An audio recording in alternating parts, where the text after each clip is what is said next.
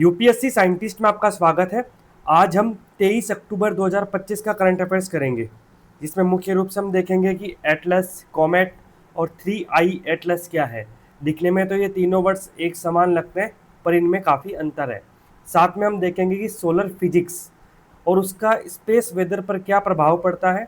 उसके साथ देखेंगे coronal mass ejection, solar flares और सोलर विंड और लैग्रेंज पॉइंट्स, क्योंकि L1 लैग्रेंज पॉइंट 1 पर हमने आदित्य L1 मिशन इसरो ने लॉन्च कर रखा है, जो कि सूर्य की स्टडी कर रहा है। साथ ही हम माइक्रो प्लास्टिक के बारे में बात करेंगे। माइक्रो प्लास्टिक का एक आर्टिकल 15 अक्टूबर का भी था, जिस दिन हमने डिस्कशन नहीं किया था, उसको आज कवर अप करेंगे, क्योंकि आज भी माइक्रो प्लास्टिक पे साइंस सेक्शन में एक पूरा आर्टिकल है। साथ ही हम फ्रांसिस्का ओरिसिनी इनके बारे में बात करेंगे। ये फ्रांसिस्का ओरिसिनी है, इनको कल भारत सरकार के द्वारा दिल्ली में एयरपोर्ट से निर्वासित कर दिया गया था। इनके बारे में एक ओपिनियन पेज है, जिसके बारे में हम बात करेंगे। तो सबसे पहले हम देख लेते हैं कि हमारे सामने क्या क्या है। ये सारे लिस्ट ऑफ टॉपिक्स है, जिसको हम कंप्लीट करेंगे और एंड में हम सोचना जरूरी है सेगमेंट करेंगे, जिसमें मुख्य रूप से हम ब्रीफ में बहुत सारी न्यूज़ को कवर करने का प्रयास करेंगे। एटलस, कॉमेट, 3I एटलस, ये साइंस एंड टेक्नोलॉजी GS3 के अंदर ICT information communication and technology section, space tech section, particle physics, और साथ ही हम इसको फ्रंटियर टेक्नोलॉजी का मतलब होता है इमर्जिंग टेक्नोलॉजी, जैसे कि करंटली बिग डेटा एनालिटिक्स है, AI है, रोबोटिक्स है, ब्लॉकचेन टेक्नोलॉजी है। ये सब फ्रंटियर टेक्नोलॉजी में आते हैं। ये हम सिर्फ कीवर्ड्स पे बात करेंगे, क्योंकि एग्जाम पॉइंट ऑफ व्यू से वर्तमान के लिए इतना ही इंपॉर्टेंट है।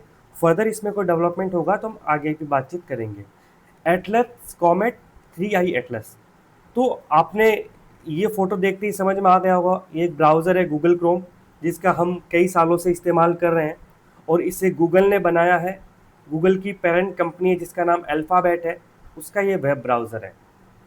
और लगभग वर्ल्ड वाइड देखा जाए तो 90% प्लस जो मोनोपोली है वो गूगल की है, और 90% एड्स हैं वो सारे गूगल ही लेता है। अब क्या हुआ कि हाल ही में AI का दौर शुरू हुआ, तो AI में जो पहली कंपनी थी वो थी ओपन AI, जिसने सबसे पहले चैट GPT लाया, जिसके बारे में हमने कल बात की थी।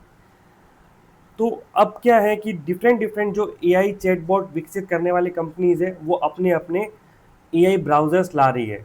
जैसे हाल ही में कोमेट नाम का ब्राउज़र लाया गया था परप्लेक्सिटी के द्वारा, और परप्लेक्सिटी है वो AI पावर्ड सर्च इंजन है एक, और उसने अपना ब्राउज़र लाया कोमेट, जो कि काफ़ी लोकप्रिय हुआ।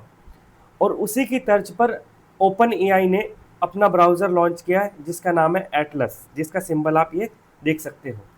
और ओपन AI वही कंपनी है जो सैम अल्टमैन इसके CEO हैं, और इसी ने चैट GPT बनाया था। और सोरा जो टेक्स्ट टू वीडियो जनरेट करने वाला AI सिस्टम है, वो भी ओपन AI का ही है।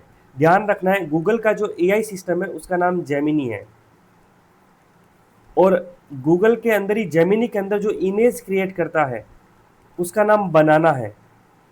बनाना ऐप है, वो इमेज क्रिएट करता है। कुछ अन्य AI ब्राउज़र भी हैं, जैसे ओपेरा है। आपने ओपेरा मिनी ब्राउज़र यूज किया होगा। जो पुराने नोकिया फ़ोन्स होते थे उसमें एक ही ब्राउज़र आता था, वो होता था ओपेरा मिनी या फिर UC ब्राउज़र। अब UC का प्रचलन तो नहीं रहा, लेकिन ओपेरा मिनी ब्राउज़र है। उसने अपना नियोन ब्राउज़र शुरू किया था, वो AI ब्राउज़र है।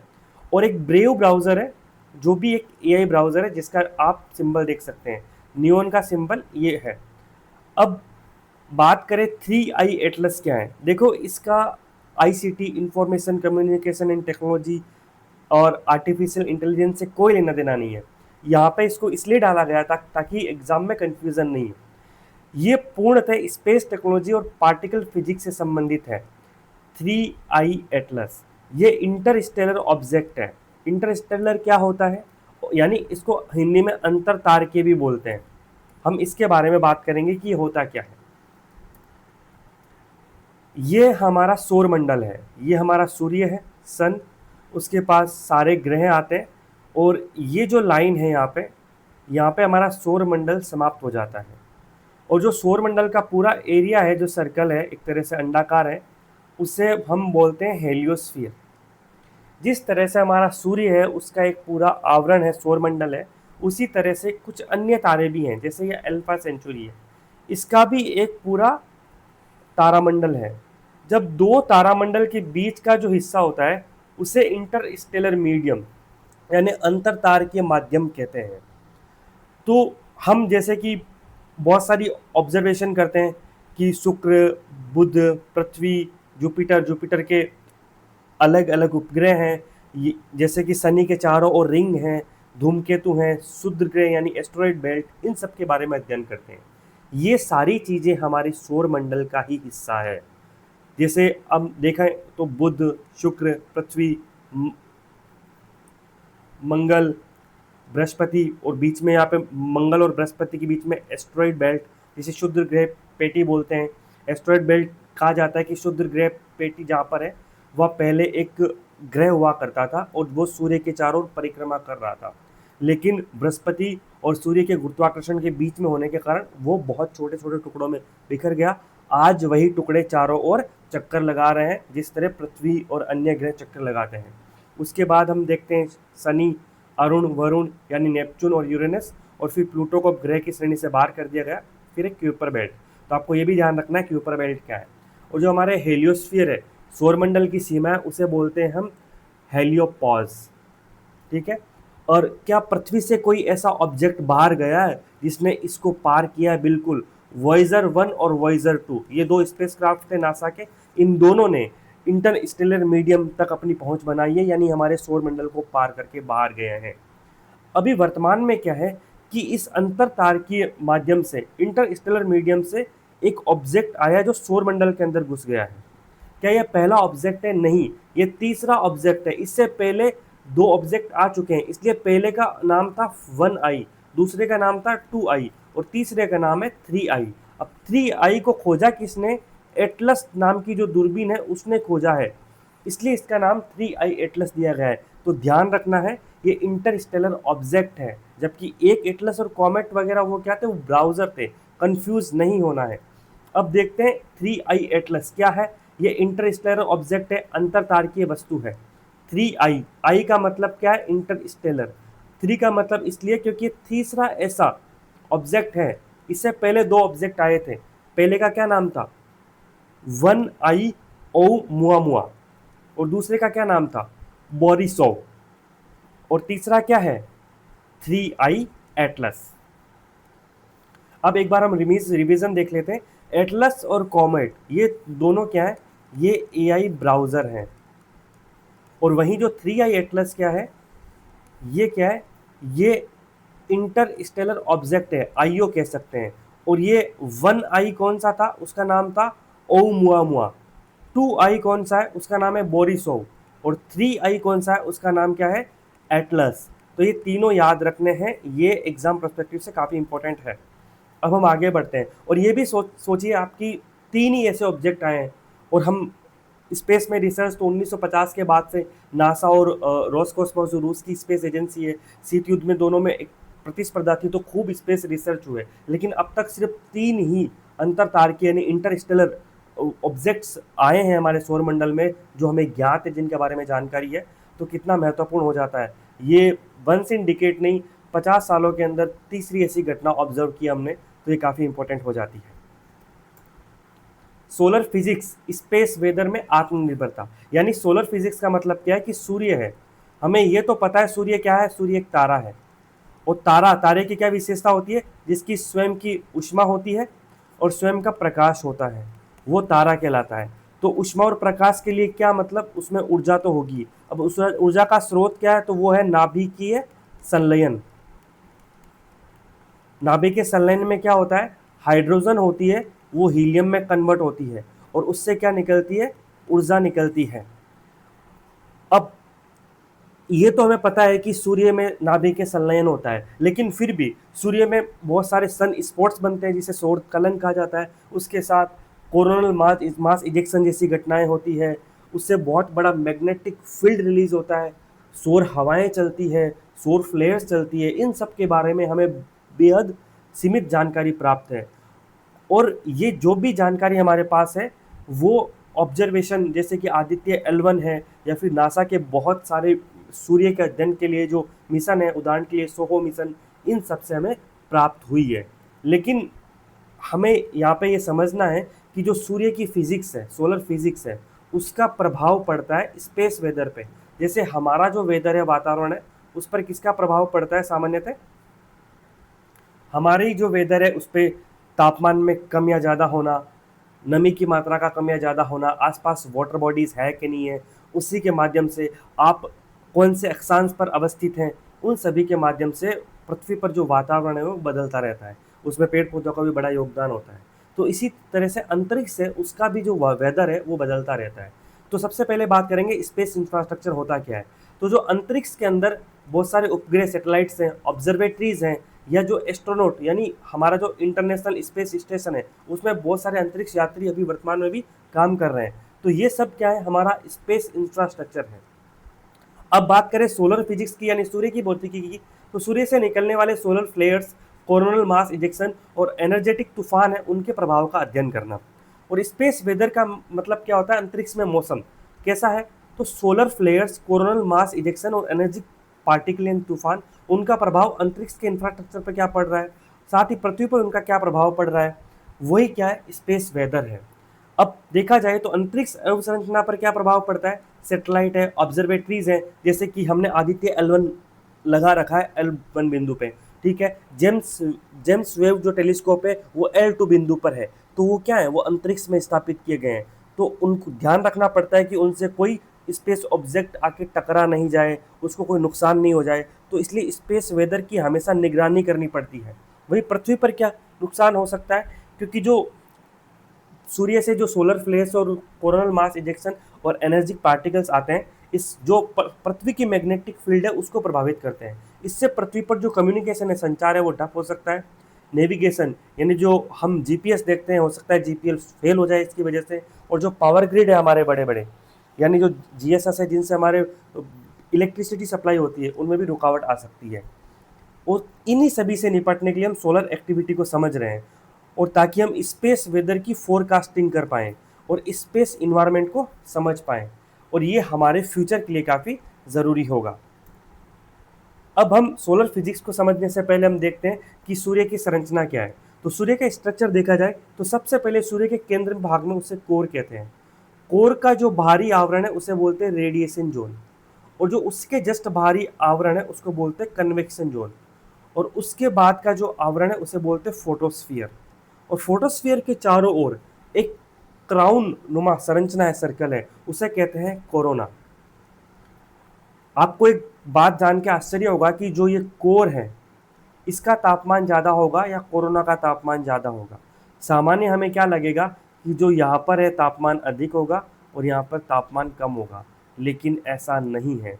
वास्तविक स्थिति ये है कि जो कोर है उसकी तुलना में कोरोना में तापमान है वो ज़्यादा रहता है। और यही अध्ययन का विषय है हमारा कि कोरोना का अध्ययन करने के लिए अलग अलग मिशन भेजे गए हैं, छोड़े गए हैं। भारत का सौर मिशन कौन सा है? तो भारत का जो सोलर मिशन है उसका नाम है आदित्य L1। इससे लॉन्च व्हीकल हमारा जो PSLV है, polar satellite launch vehicle, C57 के माध्यम से प्रक्षेपित किया गया था, और 2 सितंबर 2023 को इसको छोड़ा गया था, और ये L1 पॉइंट पर स्थापित है। तब आप ये पूछेंगे कि डेट इंपॉर्टेंट है। हाँ, ये डेट इंपॉर्टेंट है क्योंकि अभी UPPCS ने इस डेट को पूछा था। लेकिन फिर आप कहेंगे कि ये PSLV की 57वीं उड़ान थी, वर्तमान में इसकी C60 लगभग 60 उड़ानें हो सकी सारी उड़ानें याद रखनी है नहीं। कुछ ऐसे इंपॉर्टेंट उड़ान है जो हमें याद रखनी है। जैसे पहले जो मोम मार्स ऑर्बिटर मिशन, जो मंगलयान हमने भेजा था, वो हमें याद होना चाहिए। जैसे जो चंद्रयान हमने भेजा था वो पता होना चाहिए। एक बार हमने 104 सैटेलाइट भेजे थे, वो हमें पता होना चाहिए। इसके साथ साथ हमने एक बार एस्ट्रोसेट, जो हमारी एक ऑब्जर्वेटरी है, वो हमने लॉन्च की थी। उसके लिए कौन सा लॉन्च व्हीकल था, PSLV-C कौन सा वर्जन था, ये हमें याद रखना जरूरी है। क्योंकि जो इंपॉर्टेंट वर्जन होते हैं उनकी डेट्स भी PCS में तो पूछी जा रही है, तो हमें याद रखनी है। और UPSC में डेट का कोई नहीं है, लेकिन फिर भी वो कौन सी कक्षाओं में स्थापित है, कॉन्सेप्चुअल बेस पे ज़्यादा उन पर क्वेश्चन आते हैं, तो उसको कॉन्सेप्ट के बेस पे ध्यान रखना है। और वहीं जो आदित्य L1 है, ये तो L1 लॉन्ग रेंज पॉइंट्स पर है, तो इसके ऑर्बिट के बारे में हम आगे बात करेंगे। अब बात करते हैं, हमने देख लिया कि हमें जो कोरोनल मास इजेक्शन है, सोलर विंड है या सोलर फ्लेयर है, इनको समझने से पहले हमें इस बात का अध्ययन करना आवश्यक था कि ये हम समझे कि सूर्य की संरचना कैसी है, ताकि हम समझ पाएँ कि CME, सोलर विंड और सोलर फ्लेयर्स क्या होते हैं। अब जो कोरोनल मास इजेक्शन CME क्या होता है, ये जो कोरोना है, जो बाह्य आवरण है, इससे अचानक बड़ी मात्रा में जो प्लाज्मा निकलता है उसी को CME कहते हैं, कोरोनल मास इजेक्शन कहते हैं। और ये प्लाज्मा होते हैं, इसमें बहुत सारे चार्ज पार्टिकल होते हैं और एक मैग्नेटिक फील्ड क्रिएट होती है। अब बात करते हैं सोलर विंड, ये क्या होती है? ये भी कोरोना से जो चार्ज पार्टिकल है वो अगर लगातार निकलते हैं तो उसको सोलर विंड कहते हैं। और इसमें प्रोटॉन, इलेक्ट्रॉन और हीलियम के नाभिक होते हैं। इसका मैग्नेटिक प्रभाव होता है और इसी से अरोरा उत्पन्न होते हैं। अरोरा यानी जिसे पोलर लाइट्स, ध्रुवीय ज्योति भी कहते हैं, जिसे हम अगली स्लाइड में कवर करेंगे। ये ध्रुवों पर सोलर विंड के माध्यम से उत्पन्न होती है। अब अगला है सोलर फ्लेयर। ये क्या होता है? ये सूर्य की सतह पर अचानक आने वाले तूफान है, एक तरह से तीव्र ऊर्जा विस्फोट है, उसको सोलर फ्लेयर्स बोलते हैं। ये सन स्पॉट के पास चुंबकीय ऊर्जा है, वो तेजी से निकलती है। तो एक चीज ध्यान रखनी है हमें, इन तीनों में मैग्नेटिक इफेक्ट है। भू चुंबकीय, चुंबकीय, हर जगह शब्द आ रहा है, तो मतलब मैग्नेटिक फील्ड तीनों में होती है। लेकिन CME में प्लाज्मा निकलता है, सोलर विंड में चार्ज पार्टिकल लगातार निकलते रहते हैं, और इस सोलर फ्लेयर्स में अचानक विस्फोट होता है। तो ये जो सर्कल किए हैं ये हमें रट्टा मारने, क्योंकि अगर MCQ आएगा तो इस कीवर्ड से हमारा काम बन जाएगा। अब हम आगे बढ़ते हैं, देखते हैं कि जो ये सोलर विंड है उसकी वजह से जो ये अरोरा बनता है वो क्या होता है।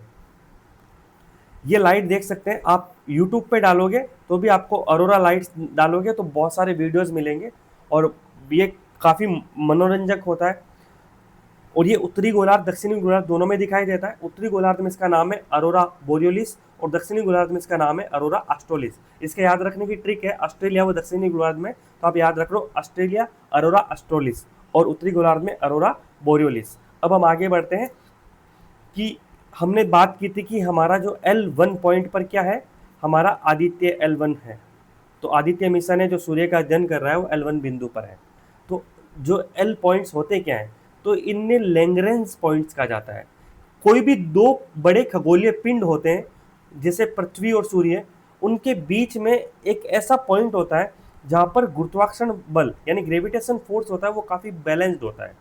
और ये सिर्फ एक ही बिंदु पर नहीं होता, ऐसे किन दो ऑब्जेक्ट के बीच में ऐसे 5 पॉइंट्स होते हैं, उसमें से 3 पॉइंट्स होते हैं वो एक लीनियर रेखा में होते हैं, जैसे L1 है, L2 है, L3 है।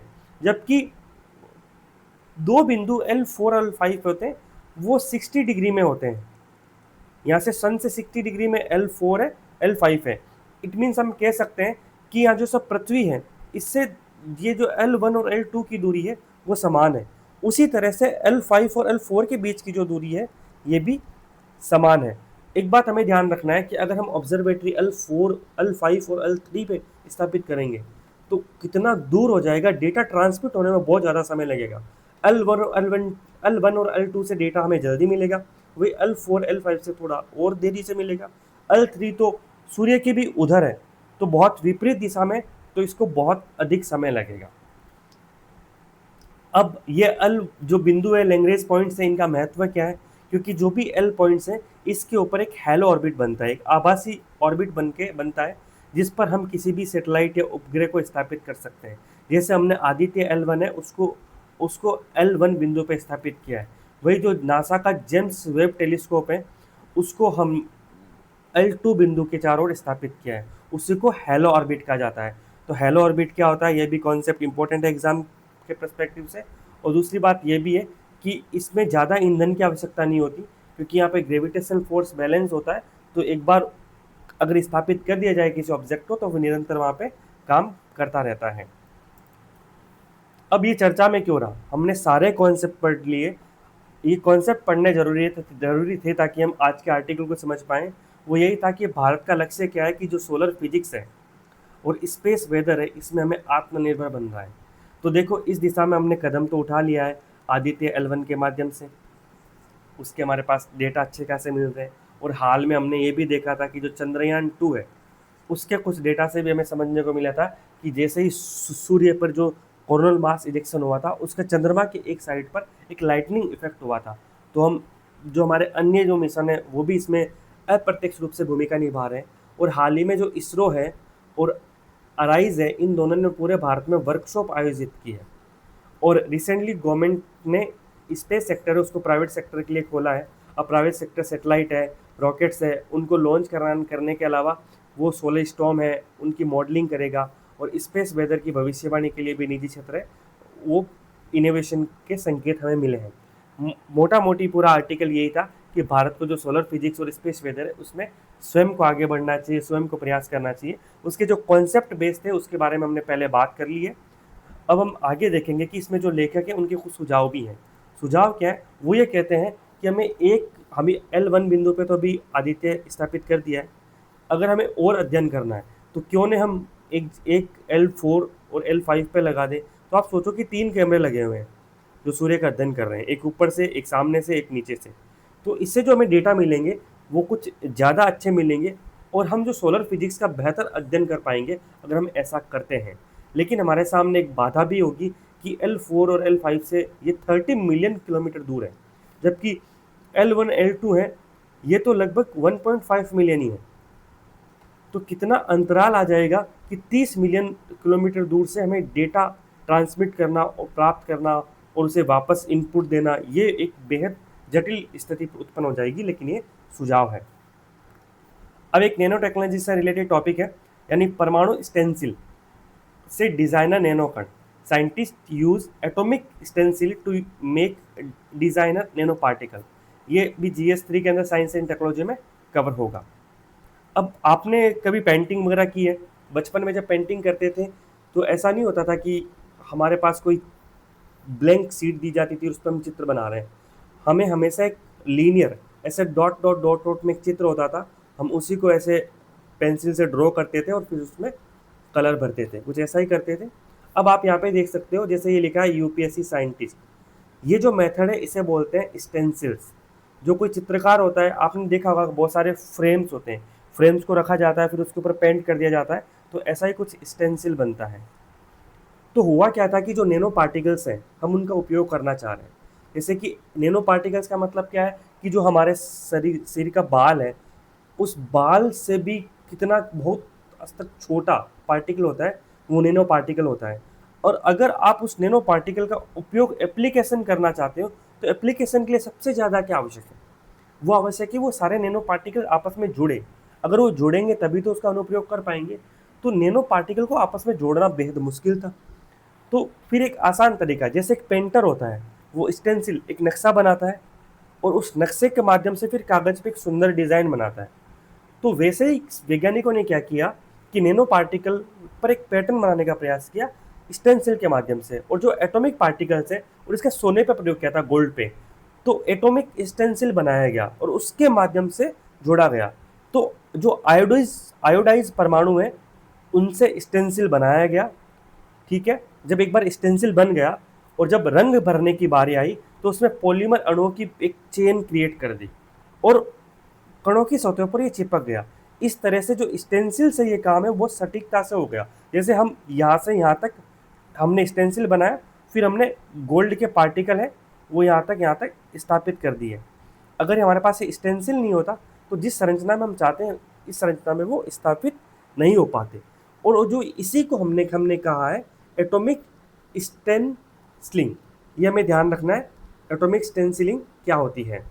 अब बात करते हैं कि जब नैनो पार्टिकल आपस में मिलकर अपने आप बड़े और व्यवस्थित 3 आयामी क्रिस्टल्स बना रहते हैं, यानी 3D क्रिस्टल निर्मित कर देते हैं, उसे ही बोलते हैं सुपरलेटिस। तो यहाँ पे सुपरलेटिस क्या है इसका भी ध्यान रखना है और एटॉमिक स्टेंसिलिंग क्या है उसका भी ध्यान रखना है। अब इसके अनुप्रयोग देखते हैं क्योंकि एग्जाम में एप्लीकेशन बेस्ड क्वेश्चन ज़्यादा आते हैं। तो ये जो जादुई तकनीक है इसको सोने के कणों तक सीमित नहीं माना जा सकता। मतलब जो नैनो कण पे जो एटॉमिक स्टेंसिल किया गया है ये सिर्फ गोल्ड पार्टिकल्स तक सीमित नहीं है, अन्य पार्टिकल्स तक भी इसको किया जा सकता है। अब इसका एप्लीकेशन क्या है, इससे मेटा मटेरियल्स बना सकते हैं। अब आप पूछेंगे कि ये मेटा मटेरियल्स क्या होता है, तो मेटा मटेरियल्स एक कृत्रिम सामग्री होती है जिसे वैज्ञानिक विशेष तरीके से डिज़ाइन करते हैं। उनके गुण प्रकृति में पाई जाने वाली सामग्रियों से अलग और अनोखे होते हैं। जैसे हमारे नेचर में बहुत सारी सामग्री पाई जाती है, उन सबका गुण होता है एक, कि दबाव पड़ेगा, तापमान मिलेगा तो फैलेंगी, तापमान कम करेंगे तो सिकुड़ेगी। तो ऐसे कुछ गुण होते हैं जो नेचुरल गुण होते हैं। लेकिन मेटा मटेरियल्स ऐसे कृत्रिम पदार्थ होते हैं जिनकी गुण होते हैं वो प्रकृति के विपरीत भी हो सकते हैं या उससे भिन्न हो सकते हैं। तो मतलब मेटा मटेरियल्स एक ऐसी खास इंजीनियर्ड सामग्री है, और उससे हम ऐसी चीज़ें जो ऐसा काम कर सकती है जो प्रकृति में नहीं मिलती। जैसे प्रकाश और ध्वनि को नए तरीके से नियंत्रित करना, जैसे प्रकाश और ध्वनि को कंट्रोल करने के डिफरेंट तरीके जो अभी नेचर में एग्जिस्ट नहीं करते। साथ ही टारगेटेड ड्रग डिलीवरी है, उसमें इसका एप्लीकेशन है। अल्ट्रा एफिशिएंट कैटलिस्ट यानी अति कुशल उत्प्रेरक निर्मित करना, अगली पीढ़ी के इलेक्ट्रॉनिक्स बनाना, जैसे नेक्स्ट जनरेशन चिप्स बना सकते हैं हम, सेमीकंडक्टर्स बना सकते हैं और स्मार्ट मटेरियल्स बना सकते हैं। ये सारे इसके एप्लीकेशन हैं।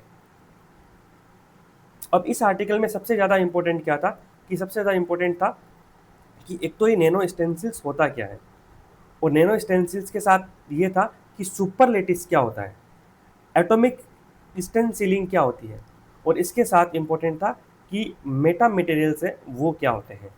इन सब के साथ ही ये जो एटॉमिक स्टेंसिल्स वाला टॉपिक है ये कंप्लीट होता है। अब हम बात करेंगे माइक्रो प्लास्टिक्स। माइक्रो क्या होता है, प्लास्टिक का छोटे लेवल पर अगर 5 mm से छोटा प्लास्टिक के कण है उसे माइक्रो प्लास्टिक कहा जाता है। इसका प्रीलिम्स में एक बार क्वेश्चन भी आया था। मुख्य रूप से जो मरीन इकोसिस्टम है, समुद्री अर्थव्यवस्था है, परितंत्र है, उस पर इसका काफ़ी नकारात्मक प्रभाव पड़ रहा था। चर्चा में क्यों रहा था, ये 15 अक्टूबर को जब चर्चा में रहा था तब इसका कॉन्टेक्स्ट था कि गोवा के तट पर जो मछलियाँ हैं उनमें माइक्रो प्लास्टिक है, उसका काफ़ी कंटेमिनेशन, संदूषण पाया गया है। और जो आज न्यूज़ में है वो एक ऐसे बीटल की वजह से जो कि माइक्रोप्लास्टिक्स को एक आहार के रूप में लेता है, जो कि मिट्टी का कीड़ा है। तो सबसे पहले गोवा की बात करते हैं। गोवा में माइक्रोप्लास्टिक पाया गया, तो इस रिसर्च का निष्कर्ष क्या था कि उन्होंने 9 प्रजातियों की 251 मछलियों की जांच की थी, और उनमें 70% है वो कण है तो प्लास्टिक थे। अब ये प्लास्टिक आया कहाँ से? एक तो जो मछली पकड़ने का सामान है, जैसे जाल है, रस्सी है, या फिर जो बस्तियां हैं आसपास, जो सेटलमेंट्स हैं, उनका जो वेस्ट वाटर है, उन सब से। अब मछली पकड़ने में जैसे गियर है, टायर है, ई वेस्ट है, पैकेजिंग है, कपड़े हैं, इन सब से भी ये प्लास्टिक पहले समुद्र में गया, नदियों में गया, और वहाँ से फिर ये मछलियों के पेट में गया। अब प्रदूषण का केंद्र समुद्र की सतह की तुलना में समुद्र के तल पर ज़्यादा प्रदूषण है। हमें लगा कि हम ये मान सकते हैं कि समुद्र की सतह उस पर पॉल्यूशन ज़्यादा होगा, माइक्रोप्लास्टिक का नहीं। जो सी फ्लोर है उस पर ज़्यादा देखा गया, और जो मछलियाँ तल के पास रहती है उनमें ज़्यादा माइक्रोप्लास्टिक पाया गया। और एक पैराडॉक्स भी देखा गया कि जिन मछलियों का शरीर लंबा था उनमें कम प्लास्टिक के कण हैं वो जमा हुए थे। अब मछलियों पर प्रभाव देखा जाए तो उनमें क्या प्रभाव होता है, एक तो जीन में गड़बड़ी हो सकती है, उनके ऑक्सीडेटिव तनाव हो सकते हैं, उनकी प्रजनन क्षमता में कमी हो सकती है, उनके विकास में रुकावट आ सकती है, साथ ही उनकी जो पोषण न्यूट्रिशन स्टेटस है उस पर भी नेगेटिव इम्पैक्ट हो सकता है। मानव पर क्या प्रभाव पड़ता है, अगर वो इनका सेवन करता है तो मानव के शरीर में प्लास्टिक बढ़ेगा और इम्यून सिस्टम कमजोर होगा, कैंसर का खतरा बढ़ेगा, और न्यूरोटॉक्सिसिटी यानी मस्तिष्क पर जहरीला असर पड़ेगा। फूड चेन में क्या असर होगा, जब पोषण के अलग स्तर में जाएंगे तो बायो एक्यूमुलेशन यानी प्लास्टिक की मात्रा और विषाक्तता है वो उत्तरोत्तर पोषक स्तरों में बढ़ेगी। आपने बायो एक्यूमुलेशन और बायो मैग्निफिकेशन पढ़ा होगा। ये दोनों जो कॉन्सेप्ट हैं ये हम इन्वायरमेंट इकोलॉजी में पढ़ते हैं। जो ट्रॉपिक लेवल, जो पोषण के स्तर होते हैं 1, 2, 3, 4, ये एक से अगले पोषक स्तर में जाते हैं तो जो विषाक्तता है वो बढ़ती जाती है। ये बायो एक्यूमुलेशन है और बायो मैग्निफिकेशन है। मैग्निफिकेशन का मतलब होता है उस विषाक्तता का बढ़ना, और एक्यूमुलेशन का मतलब होता है विषाक्तता का शरीर में संग्रहित होना, यानी इकट्ठी हो जाती है और वो शरीर से बाहर निकलती नहीं है। अब आगे की राह क्या है कि जो कोस्टल इकोसिस्टम है उसमें माइक्रोप्लास्टिक्स है वो एक गंभीर समस्या है, जो समुद्र तल में रहने वाले जीवों के लिए गंभीर खतरा है। बेहतर प्रबंधन के लिए हमें बायोडिग्रेडेबल, जो कि नेचुरली रूप नष्ट हो जाए, वैसे विकल्प होने चाहिए प्लास्टिक के। अब एग्जाम में क्या आ सकता है, माइक्रोप्लास्टिक क्या होता है, बायोडिग्रेडेबल और नॉन बायोडिग्रेडेबल क्या होते हैं। तो देखो, जो जैविक रूप से अपघटित हो जाते हैं उसे बायोडिग्रेडेबल बोलते हैं। एग्जाम्पल जैसे कि पौधे हैं, पत्तियां हैं, ये सब। नॉन बायोडिग्रेडेबल जैसे लोहा है। पोषण स्तर, ये क्या, ट्रॉफिक लेवल, अलग अलग स्तर हैं, जैसे प्राथमिक, द्वितीयक, तृतीयक। जैव संचयन, बायो एक्यूमुलेशन, बायो मैग्निफिकेशन। एक जगह संचय होता है तो एक्यूमुलेशन है, और एक पोषण स्तर से दूसरे पोषण स्तर में संचय होने के साथ साथ वो बढ़ रहा है तो मैग्निफिकेशन है। मैग्नीफाई करना यानी जैसे लेंस होता है वो मैग्नीफाई करता है, जूम करता है, तो आप उसी से इसको जोड़ के समझ सकते हैं। माइक्रोप्लास्टिक संचयन, जैव संचयन, जब बायो एक्यूमुलेशन में माइक्रोप्लास्टिक की अधिक भूमिका है तो फिर माइक्रोप्लास्टिक जैव संचयन होगा। अब फिर बात करें कि बेंथिक रिलीम और पेलेजिक रिलीम, यानी अगर समुद्र का तल है, पेंदा है तो बेंथिक क्षेत्र है, और सतह है तो पेलेजिक क्षेत्र है। अब मंडोवी जुआरी सिस्टम, तो भारत में जो गोवा है, गोवा में वहाँ पे दो नदियाँ हैं, एक मंडोवी एक जुआरी, उन दो नदियों के संगम पर एक कंबर जुआ नहर है, वहाँ पर यह अध्ययन किया गया था। हम अगली स्लाइड में उसकी मैप भी देखेंगे। ये देखो, ये मंडोवी जुआरी एस्टुराइन सिस्टम है, या ऊपर से एक नदी आ रही है जिसका नाम है मंडोवी या महादाई नदी कहते हैं, नीचे से जुआरी नदी आ रही है। इन दोनों नदियों को जोड़ने वाली जो नहर है उसका नाम क्या है? कंबर जुआ नहर है। ये प्रीलिम्स पर्सपेक्टिव से भी इंपॉर्टेंट है। गोवा कहाँ पर है? जो भारत है उसके पश्चिमी तट पर है, अरब सागर के कोस्ट पर है। अब बात करें माइक्रोप्लास्टिक के बारे में, जो दूसरा आर्टिकल था वो ये था कि जो मिट्टी है उसके अंदर माइक्रोप्लास्टिक को ट्रैक करने के लिए एक संभावित जैव संकेतक यानी बायो इंडिकेटर के रूप में जो कैरेबिड बीटल है इसका प्रयोग किया जा सकता है। अब जैव संकेतक क्या होते हैं कि वो ऐसे जीव होते हैं जो पर्यावरण की स्थिति, प्रदूषण और परिस्थिति की परिवर्तन का संकेत देते हैं। अब कैरेबिड बीटल क्या है? ये कीड़े होते हैं जो पृथ्वी पर सभी जगह पाए जाते हैं और ये किसानों के लिए काफ़ी फायदेमंद होते हैं। जैसे ये जो नुकसानदायक कीट होते हैं जैसे कि कैटरपिलर है या स्लग्स है उसको खाते हैं। हाल में पता चला है कि ये माइक्रोप्लास्टिक है उसको भी खा जाते हैं। और मिट्टी में माइक्रोप्लास्टिक के जैव संकेतक के रूप में इनका इस्तेमाल किया जा सकता है। मुख्य रूप से ये बात थी। तो पहली बात, माइक्रोप्लास्टिक क्या होता है? तो 5 mm या उससे छोटे आकार के होते हैं वो माइक्रोप्लास्टिक होते हैं। बायो इंडिकेटर क्या होता है? यानी ऐसा जीव जो पर्यावरण की स्थिति, प्रदूषण और परिस्थिति की परिवर्तन का संकेत देते हैं। और कैरेबिड बीटल क्या एक कीड़ा है जो माइक्रोप्लास्टिक को खा जाता है। इस वजह से जो कैरेबिड बीटल है ये बायो इंडिकेटर जैव संकेतक का काम कर रहा है। अब एक बायो मॉनिटरिंग, जब मॉनिटरिंग का काम बायो, देखो हमेशा ध्यान रखना है कहीं पर भी बायो शब्द आ जाए तो उसमें 3 चीज़ होगी। क्या क्या होगी? एक होगा जंतु, एक होगा पादप और एक होगा सूक्ष्म जीव यानी माइक्रो ऑर्गेनिज्म। ये 3 में से कुछ न कुछ होगा। अगर बायोफ्यूल की बात की जाए तो किससे बनेगा? गन्ने से बनेगा। बायोडीजल की बात की जाए तो जेट्रोफा वगैरह से बनेगा। तो बायो शब्द आएगा तो 3 चीज़ें में से कुछ न कुछ होगा, जरूर होगा। अब यहाँ पे बायो मॉनिटरिंग लिए क्या कर रहे हैं हम? सूक्ष्म जीव, एक तरह से जो कीड़े हैं उनका प्रयोग कर रहे हैं। तो किसानों के लिए क्या है, काफ़ी सस्ता सरल तरीका हो सकता है। और भारत में जो किसान है वो बारिश, कीट और मिट्टी की उर्वरता है इसमें बायो इंडिकेटर का इस्तेमाल करते ही हैं। जैसे कि हमारे यहाँ पे जैसे हवा चलती है तो उस हवा के आधार पर बताया जाता है कि अब ऐसा मौसम रहने वाला है। और कोई ऐसा जीव दिखाई देता है किसानों को खेतों में तो उसके आधार पर वो बहुत सारे अनुमान लगाते हैं, क्योंकि वो एक सदियों से परंपरागत उनका ज्ञान है उस पर विकसित है कि जब ऐसा कीड़ा दिखता है तो ऐसा नुकसान होता है या फायदा होता है, तो वो बायो इंडिकेटर यूज़ कर रहे हैं। और नवसारी जो कृषि विश्वविद्यालय उसके शोध में भी कीड़ों को नदियों और कृषि भूमि में प्रदूषकों का पता लगाने के लिए उपयोगी बताया है कि कौन से कीड़े होते। अब जैसे कोई नदी है, एक ऐसा जीव है, ऑर्गेनिज्म है, माइक्रो ऑर्गेनिज्म है, वो स्वच्छ पानी में रहता है। तो जैसे ही नदी का पानी प्रदूषित होने लगा तो वो कीड़ा मरना लगेगा। तो जब नदी के पानी में उस कीड़े की संख्या कम हो जाएगी तो समझ में आ जाएगा कि अब नदी प्रदूषित हो रही है। तो वो एक बायो इंडिकेटर का काम कर रहा है।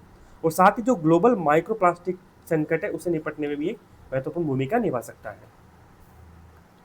अब फ्रांसिस्का ऑरसिनी का निर्वासन किया गया है।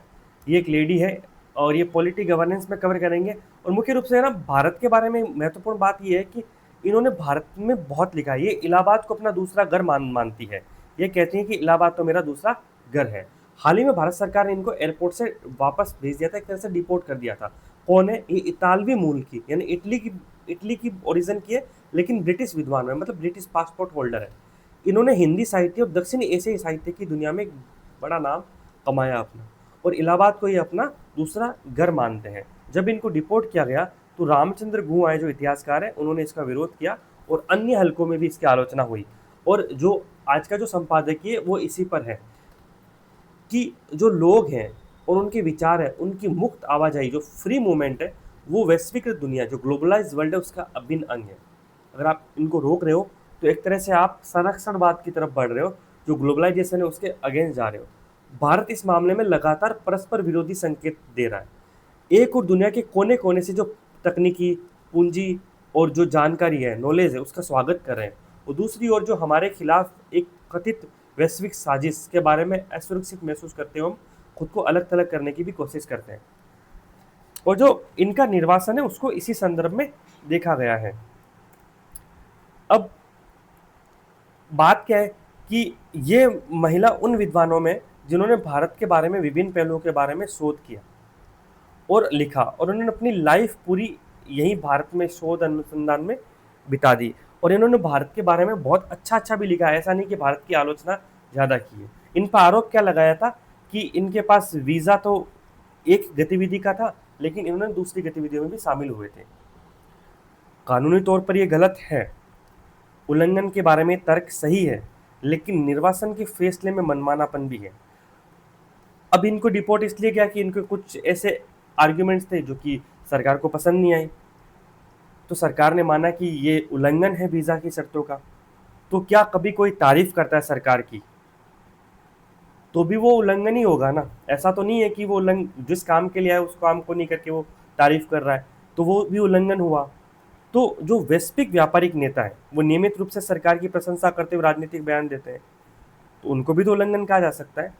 तो यहाँ पे राइटर का यही कहना है कि इन चीज़ों को इस तरीके से नहीं देखना चाहिए, और एक जो ग्लोबलाइज वर्ल्ड है उसमें जो फ्री स्पीच है इसको प्रमोट करना चाहिए। भारत को खुले मन से जो आलोचना करें उनका भी स्वागत करना चाहिए, और जो समर्थन करें उनका भी स्वागत करना चाहिए, कि जो इंक्लूसिवनेस है, समावेशिता है, वो इसी से बढ़ती है। और एग्जाम्पल इसका है कि आपने देखा होगा कई बार बहुत सारी रिपोर्ट आती है जो विदेशी संस्थाएं जारी करती है। अगर वो रिपोर्ट भारत के बारे में तारीफ करती है, भारत के बारे में पॉजिटिव सेंटिमेंट्स देती है, तो फिर क्या होता है कि सभी लोग उछल पड़ते हैं, खुश होते हैं कि देखो विदेशों में भारत का डंका बज गया। और वहीं कोई रिपोर्ट अगर भारत की आलोचना करती है तो क्या बोलते हैं कि विदेशी रिपोर्ट है, विदेश को में भारत के बारे में क्या ही जानकारी है, या आके रहेंगे तब पता चलेगा, उनको पता ही नहीं है, उनका सैंपल छोटा है बड़ा है। तो ये एक तरह से दुविधा वाली स्थिति है, एक तरह का द्वंद्व है, ये द्वंद्व नहीं रहना चाहिए। अब यहाँ पे आगे ये भी निष्कर्ष था कि जो भारत की राष्ट्रीय सुरक्षा के जो संरक्षक है उनको अंतर्राष्ट्रीय विद्वानों को देश के में प्रवेश को प्रतिबंध करने की जो लागत है और जो बेनिफिट है, कॉस्ट और बेनिफिट है, उसके बारे में गंभीरता से सोचना चाहिए। क्योंकि किसी भी समय जो ग्लोबली जो स्तर पर विभिन्न ताकतें काम कर रही होती है वो भारत के पक्ष में भी होती है और विपक्ष में भी। यानी एक समय में कुछ लोग भारत का सपोर्ट करेंगे, कुछ विरोध करेंगे, ठीक है। तो भारत की एक स्ट्रेटजी होनी चाहिए कि वो इन ताकतों से कैसे निपटे, और हमारी जो वीजा शर्तें हैं वो विद्वानों, वैज्ञानिकों और विशेषज्ञों का अधिक स्वागत करने वाली होनी चाहिए। और खुले समाज है उसकी कमजोरियां हैं। हम जब ओपन सोसाइटी रहते हैं तो हमारी काफ़ी कमजोरियां हैं, लेकिन अगर हम बंद समाज बनाएंगे तो हमारी प्रगति रुकेगी और सुरक्षा भी नहीं बढ़ेगी। अब सोचना जरूरी है सेगमेंट में बात करते हैं। आज एक संपादकीय था सौर उद्योग, सोलर इंडस्ट्री के बारे में। उसमें यही था कि भारत वर्तमान में तीसरा सबसे बड़ा सौर ऊर्जा का उत्पादक देश है, और पहले पे कौन है, चाइना और यूएस है, और थर्ड पे इंडिया है। अभी हमने जापान को पीछे छोड़ा है, और हमारा टारगेट भी है कि 500 गीगावाट का टारगेट है। कब तक, 2030 तक, तो उसी में भी ये है। लेकिन इसमें जिक्र इस चीज़ का भी था कि चाइना है वो आज भी सोलर इंडस्ट्री उसमें अग्रणी बना हुआ है, और भारत और चीन के जो उत्पादन है उनमें काफ़ी अंतराल है, भारत का उत्पाद काफ़ी महंगा है। और पीएम मोदी और ट्रंप ने फ़ोन पर बात की है, लेकिन जो बयान जारी किए गए मंत्रालयों के द्वारा उस दोनों के वर्जन काफ़ी अलग अलग देखने को मिले। ये हमने पिछले टाइम भी देखा था कि ट्रंप ने बोला था कि मोदी जी ने फ़ोन पर कहा कि हम तेल नहीं लेंगे रूस से, तो भारत के जो MEA के जो स्पोक पर्सन है उन्होंने ये कहा था कि हमें इसकी जानकारी नहीं है, तो सॉफ्ट डिनायल की पॉलिसी अपने अपनाई थी। और राष्ट्रपति जी उन्होंने सबरीमाला टेम्पल है उसमें अयप्पा भगवान के मंदिर की यात्रा की है। केंद्र सरकार ने ये कहा कि सोशल मीडिया पे जो सिंथेटिक AI है, मतलब AI से जो कंटेंट बनता है उस पर लेबलिंग जरूरी करने का प्रस्ताव दिया है, और शायद ये हो भी जाए, जरूरी भी है, क्योंकि लेबल नहीं रहता तो कभी कभी पता भी नहीं चलता कि वो AI है, जनरेटेड है या नहीं है। और 1 नवंबर को केरल है वो घोषित करेगा कि वो फ्री ऑफ एक्सट्रीम पॉवर्टी यानी अत्यधिक गरीबी से मुक्त होने वाला भारत का पहला राज्य होगा। काबुल में भारत ने अपना दूतावास खोल दिया है। कल हमने बात ही की थी कि भारत ने अपना दूतावास खोला, जो टेक्निकल मिशन था, तकनीकी मिशन था, उसको एम्बेसी में बना दिया है। अब ये जो क्षेत्रीय शांति में मदद करेगा, ये स्पोक पर्सन है जो तालिबान के, उन्होंने ऐसा कहा है। अब एक बात ध्यान रखना है आपको, आपने दो वर्ड सुने होंगे, एक तो होता है उच्चायोग हाई कमिश्नर और एक होता है एम्बेसी। इसमें क्या फ़र्क होता है? जो ब्रिटिश कॉमनवेल्थ कंट्रीज़ हैं उनमें तो हाई कमीशंस होते हैं और उसके अलावा एम्बेसीज होते हैं। और सुप्रीम कोर्ट के कोलेजियम है, ये क्या है? एससी का कोलेजियम है, 1993 में सेकंड जजेज केस में इसका अस्तित्व में आया था। तो इन्होंने जो जस्टिस श्रीधरन के बारे में पोस्टिंग था उसके बारे में जो कार्यपालिका को सिफारिश की थी और बाद में कार्यपालिका ने वापस लौटाया और कुछ सुझाव के साथ लौटाया, तो कोलेजियम ने कार्यपालिका का सुझाव मान लिया एक तरह से। तो जुडिशियल इंडिपेंडेंस यानी जो न्यायिक स्वतंत्रता है उसकी चिंताएं बढ़ी है। हाल ही में कोलेजियम के ऐसा एक घटना और थी जहाँ पे उन्होंने केंद्र की सिफारिश को मान लिया। अगर कोलेजियम चाहता तो केंद्र सरकार को पुनः अपनी सिफारिश भेजता और सुप्रीम कोर्ट के कोलेजियम की सिफारिश को केंद्र सरकार ने कार्यपालिका को मानना पड़ता। इस तरह से देख रहे हैं कि एक तरह से यहाँ पे जो जुडिशियल अपॉइंटमेंट्स है उसमें कार्यपालिका का हस्तक्षेप देखा जा रहा है। अब बात करें NSCN-IM, ये National Socialist Council for Nagaland Isaac Muivah, ये एक उग्रवादी इंसर्जेंट ग्रुप है नॉर्थ ईस्ट के अंदर। ये अभी केंद्र सरकार के साथ समझौता करता है तो शांति प्रक्रिया में भागीदार है। एक खापलांग नाम का ग्रुप है, उसका नाम भी NSCN खापलांग है। अभी वो भारत के साथ संघर्षरत है। तो अभी हाल ही में इसके कोई नेता थे, वो मणिपुर में अपने घर लौटे तो उनका काफ़ी स्वागत वगैरह हुआ था। तो मैं इतना ध्यान रखना है, NSCN-IM क्या है? एक संगठन है जो नॉर्थ ईस्ट में एक उग्रवादी संगठन था। वर्तमान में ये संगठन उग्रवाद में संलिप्त नहीं है, केंद्र सरकार के साथ एक समझौते में है। TTP, तहरीक तालिबान पाकिस्तान, ये एक संगठन है, ये तालिबान है, लेकिन ये जो अफगानिस्तान में सत्ता में तालिबान है वो तालिबान नहीं है। ये पाकिस्तान में तालिबानी सत्ता स्थापित करने का मंशा रखता है और इसी के बारे में टेक्स्ट एंड कॉन्टेक्स्ट था जिसके बारे में हमने कल चर्चा की थी। अब डेप्ट, आपको पता होगा कि एक होता है डेप्ट और एक होता है इक्विटी। अभी सितंबर महीने में क्या हुआ, जो म्यूचुअल फंड्स हैं, जो डेप्ट म्यूचुअल फंड्स हैं, उसमें 1 लाख करोड़ का आउटफ्लो देखा था। मतलब लोगों ने डेप्ट में से लगभग 1 लाख करोड़ है वो निकाल ली है। तो ध्यान रखना, इक्विटी की बात नहीं हो रही, डेप्ट की बात हो रही है। और बेसिक कॉन्सेप्ट डेप्ट क्या होता है? ये उधार होता है। उधार, इस पर क्या मिलता है? इस पर ब्याज मिलता है। और इक्विटी क्या होता है? ये शेयरधारिता होती है।